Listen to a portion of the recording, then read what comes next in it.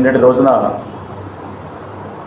మాన్యులు మంత్రివర్యులు మరియు ఐటీ శాఖ మంత్రులు మరియు అదేవిధంగా Telugu Desam party working president Nara Lokesh గారు బత్తలపల్లి పర్యటన సందర్భంగా తెలుగుదేశం పార్టీ శ్రేణులు కానీ అదేవిధంగా అక్కడి వైద్య సిబ్బందిని కానీ మిగతా వాళ్ళు కానీ స్వాగతం పలికినందుకు అందరికీ కృతజ్ఞతలు తెలుపుకుంటూ, ముఖ్యంగా నారా లోకేష్ గారు ఆర్టీడీ సందర్శనకు రావడానికి ముఖ్య కారణం ఏమంటే, మన జిల్లా అయితేనేమి, కరువు ప్రాంతం మన జిల్లా అయితేనేమి, అదేవిధంగా మహబూబ్ నగర్ అయితేనేమి, అదేవిధంగా రాయలసీమలోని చిత్తూరు, కర్నూలు, తిరుపతి జిల్లాలు అయితేనేమి, ఒక రకంగా చెప్పాలంటే వ్యవసాయ ఆధారితంగా బిందు సేద్యం కానివ్వండి, అదేవిధంగా డ్రిప్ స్ప్రింక్లర్లు కానివ్వండి, అదేవిధంగా గృహ నిర్మాణం కానివ్వండి, అదేవిధంగా వైద్యం కానివ్వండి, అదేవిధంగా ఎడ్యుకేషన్ కానివ్వండి, మనందరికీ మన ఈ రాయలసీమతో పాటు ఇంతకు తెలంగాణలోని కొన్ని జిల్లాలకు కూడా అదేవిధంగా త్రాగునీటి పర్పస్ కూడా ఎన్నో రంగాలలో విస్తరించి ప్రభుత్వం ఎంత చేస్తుందో అందులో కొంత భాగము ఆడిట్ సంస్థ కూడా మనకు సేవలు అందించింది. ఆర్టీడీ సంస్థకు ముఖ్యంగా ఫారిన్ నిధులను సమకూర్చుకునే ఈ సమస్య ఈ సేవా రంగంలో చేస్తూ వస్తుంది. 2024లోనే గత వైసీపీ ప్రభుత్వం ఉన్నప్పుడే ఈ నిధులకు బ్రేక్ పడడం జరిగింది. అప్పుడు జగన్మోహన్ రెడ్డి గారు అయితేనేమి, అప్పుడున్న సెంట్రల్లో ఉన్నవాడు జగన్మోహన్ రెడ్డి గారు ఇక్కడి నుంచి రెఫర్ చేయకపోవడం అయితేనేమి, అది అలాగే ఉండిపోయింది.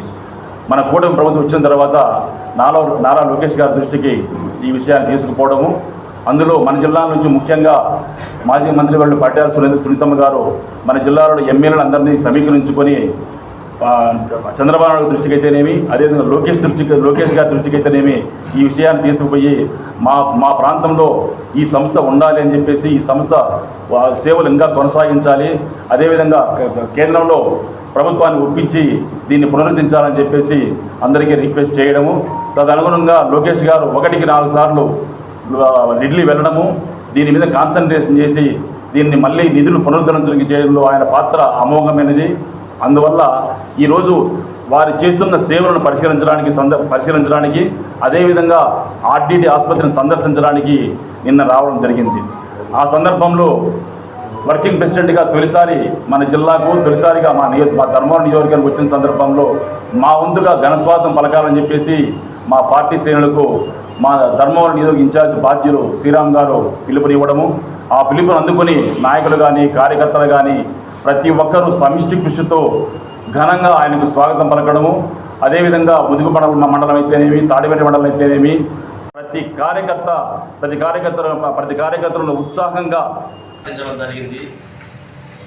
ముఖ్యంగా నారా లోకేష్ గారు జాతీయ వర్కింగ్ ప్రెసిడెంట్ అయిన తర్వాత ఫస్ట్ ప్రోగ్రాం మన ధర్మవరంలో జరగడం మనకంతా గర్వకారణం.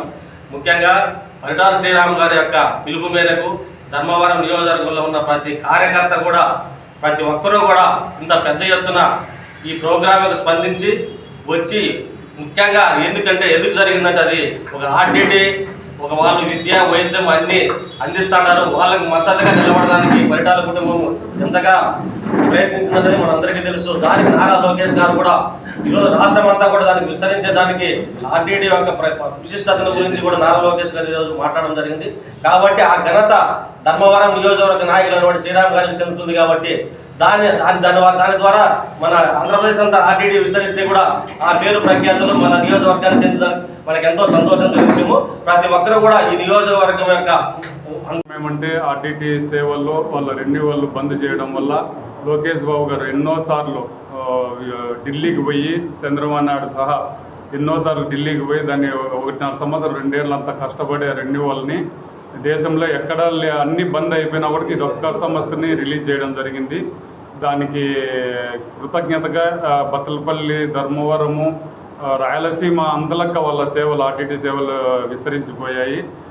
వాళ్ళు ఎంతో కష్టపడి దాన్ని రెన్యూవల్ చేసిన దానికి నారా లోకేష్ బాబు నిన్న వస్తున్నందుకు పరిటాల శ్రీరామ్ గారు ఎంతో ఉత్సాహంగా పార్టీ కార్యకర్తలందరినీ ఏకం చేసి వేలాది జనాలు ఎప్పుడూ చూడలేదు. ధర్మవరంలో ప్రతి వార్డులోనూ స్వచ్ఛందంగా బస్సులు కిక్కిరిసిపోయి పెట్టిన బస్సులు.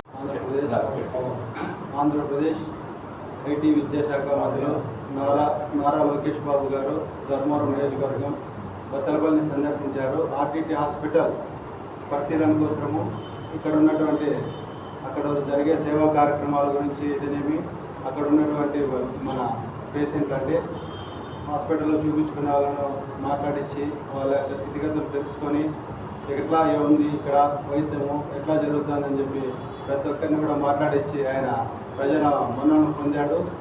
ఆ భాగంగా ధర్మవరం నియోజకవర్గం ఇన్ఛార్జ్ కటా శ్రీరామన్న పిలుపు మేరకు ధర్మవరం నియోజకవర్గంలోని తెలుగుదేశం పార్టీ కార్యకర్తలందరూ కూడా లోకేష్ బాబు వస్తున్నాడని చెప్పి మేమందరం అక్కడికి వెళ్ళి ఆయనకు వెల్కమ్ చెప్పడం జరిగింది.